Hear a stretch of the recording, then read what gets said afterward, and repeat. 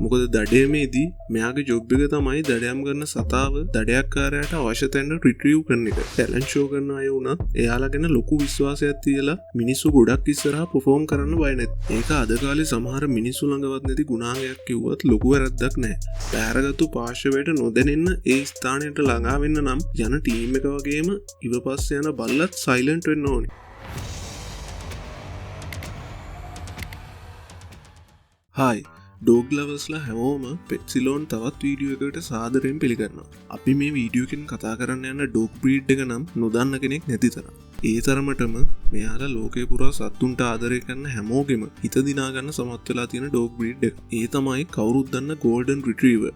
ඉතින් අපි මේ වීඩියෝ එකෙන් පැහැදිලි කරන්නේ ඇයි මේ ගෝල්ඩන් රිට්‍රීවර්ලා ලෝකේ දැනට ඉන්න බුද්ධිමත්ම ඩොග් බ්‍රීඩ් වලින් එකක් විදිහට සලකන්නේ කියන එක ගැන. මේක නිකම්ම කතාවට කියන එකක්ද නැත්නම් මේක පිටිපස්සේ තියෙන විද්‍යාත්මක පැහැදිලි කිරීම මොන වගේද කියලාත් අපි බලමු. වීඩියෝ එක පටන් ගන්න කලින් ඔයා තාමත් පෙට්සිලෝන් සබ්ස්ක්‍රයිබ් කරලා නැත්නම් දැන්ම සබ්ස්ක්‍රයිබ් කරන්න. මොකද මේ channel එක හරහා පෙට් ඕනර්ස්ලාට ගොඩක් වැදගත් වෙන ඉන්ෆෝමේටිව් කන්ටෙන්ට් අපි අරන් එනවා. හරි අපි එහෙනම් යමු වීඩියෝ එකට.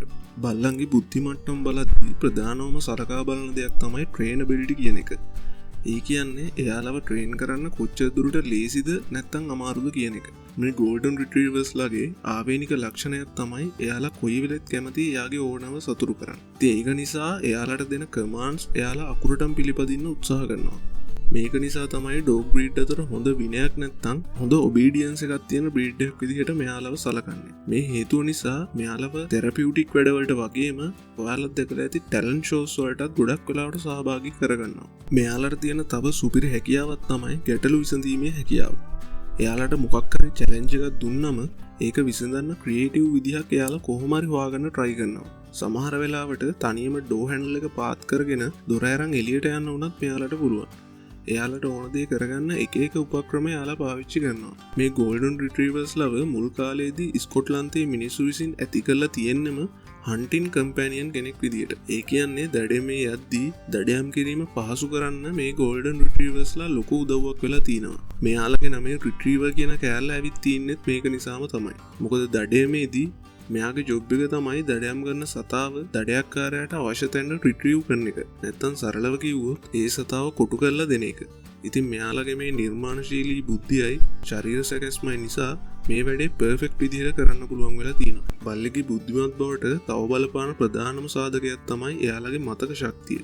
මේ ගෝල්ඩන් රිට්‍රීවර්ස්ලට ඒ හැකියාව උපරිමෙන් තියෙනවා කියලා තමයි රිසර්ච් වලිනුත් ඔප්පු වෙලා තියෙන්නේ. එයාලට ඊටාම හොඳින් මිනිස්සුන්ව එක එක ස්ථාන ඒ විතරක් නෙවෙයි සමහර කමාන්ඩ්ස් පවා පොඩි කාලයක් ඇතුළත මතක තියාගන්න පුළුවන්. මේක නිසා තමයි ටැලන්ට් ෂෝ කරන අය වුණත් එයාලා ගැන ලොකු විශ්වාසයක් තියලා මිනිස්සු ගොඩක් ඉස්සරහා පර්ෆෝම් කරන්න බය නැත්තේ. ගොඩක් අය ගෝල්ඩන් රිට්‍රීවර්ස්ලට ආදරය කරන්න තව හේතුවක් තමයි එයාලගේ ඉමෝෂනල් ඉන්ටෙලිජන්ස් එක. ඒ කියන්නේ එයාගේ වටේ ඉන්න මිනිස්සුන්ගේ මූඩ් එක අනුව එයාලගේ හැසිරීමත් එයා වෙනස් කරගන්නවා. ඔයා අවුලෙන් ඉන්න වෙලාවක ඔයාව සනසන්න එයා උත්සාහ කරනවා වගේම ඔයා ප්‍රබෝධමත්ව ඉන්න වෙලාවක සෙල්ලම් කරන්නත් එයා උත්සාහ කරනවා. ඒක අද කාලේ සමහර මිනිස්සු ළඟවත් නැති ගුණාංගයක් කිව්වත් ලොකු වැරද්දක් නැහැ. සර්විස් ඩොග්ස් කියන කැටගරි එකේ උඩින් ඉන්න බ්‍රීඩ් එකක් තමයි මේ ගෝල්ඩන් රිට්‍රීවර් කියන්නේ. ඒ කියන්නේ විවිධ ශාරීරික ආබාධ වලින් පෙළෙන මිනිස්සුන්ව ගයිඩ් කරන්න එයාලට සුපිරි හැකියාවක් තියෙනවා. එයාලට පුළුවන් එයාගේ සේවාව අවශ්‍ය පුද්ගලයාගේ අවශ්‍යතාවය තේරුම් අරගෙන ඒකට අනුව හැඩගැහෙන්න. මේක නිසා තමයි ඇස් අන්ධ මිනිසුන්ට පාර කියන්න අනතුරුවීම් බලක්වන්න මෙයාලගෙන් උදව් ගන්නේ. ගෝල්ඩන් රිට්‍රීවර්ලගේ තව එක් විශේෂ ගුණාංගයක් තමයි මෙයාලගේ තියෙන සෝෂල් ඉන්ටෙලිජන්ස් එක. මේක නිසා මෙයාලට තනි පුද්ගලයෙක් එක්ක විතරක් නෙවෙයි කීප දෙනෙක් එක්ක වුණත් වැඩ කරන්න පුළුවන්. ඒ විතරක් නෙවෙයි එයාලගේ වර්ගයේ නොවුනත් වෙනත් සුරතුරුන් එක්ක වුණත් එයාලට සහයෝගයෙන් ඉන්න පුළුවන් තේරුම් ගැනීමක් විනයක් තියෙනවා. මේක නිසා ටීම් එකක් විදිහට වැඩ කරද්දී එයාලගේ මේ විනය ගොඩක් වැදගත් කියලා තමයි එක්ස්පර්ට්ස් ලගේ මතය. අතුරුදහන් වුණ මිනිස්සු හොයාගන්න මේ ගෝල්ඩන් රිට්‍රීවර් බ්‍රීඩ් එක ගොඩක්ම යොදාගෙන තිනවා ඉස්සර ඉඳන්ම. මේකට ප්‍රධානම හේතුව තමයි මෙයාලගේ මේ දියුණු මනස සහ ඉව අපරාධකරුවන් අඳුරගන්න වගේම මිනිස්සු විසින්ම සැලසුම් කරපු ව්‍යසනයන් අඳුරගන්නත් මෙයාලගේ ඉවසීම සහ තීක්ෂණ බුද්ධිය ගොඩක් වැදගත් වෙලා තියෙනවා. මෙයාලගේ තියෙන තව හැකියාවක් තමයි නන් වර්බල් කමාන්ඩ්ස් තේරුම් ගන්න පුළුවන් වීම. ඒ කියන්නේ වචනෙන් කියන්න නැතුව තොලින් සහ ඇස් වලින් කියන දේවල් පවා තේරුම් ගන්න පුළුවන් හැකියාවක් මෙයාලට තියෙනවා. උදාහරණයක් විදියට මේක වැදගත් වෙන්න පුළුවන් අවස්ථාවක් තමයි පැහැරගත්ත හරි අතුරුදහන් හරි පුද්ගලයෙක් හොයාගෙන යද්දී බෑරගත්තු පාර්ශවයට නොදැනෙන්න ඒ ස්ථානයට ළඟාවෙන්න නම් යන ටීම් එක වගේම ඉව පස්ස යන බල්ලත් සයිලන්ට් වෙන්න ඕනි. ති මේ අවස්ථාවලදී මේ සයිලන් කමියනිකේෂන් කියන එක ගොඩක් වැදග. මෙයාලා මෙච්චර ස්මාර්ට් වෙන ප්‍රධාන හේතුවක් තමයි මිනිස්සුත් එක්ක අතීතයේ ඉඳන්ම ළඟින් ඉඳපු එක.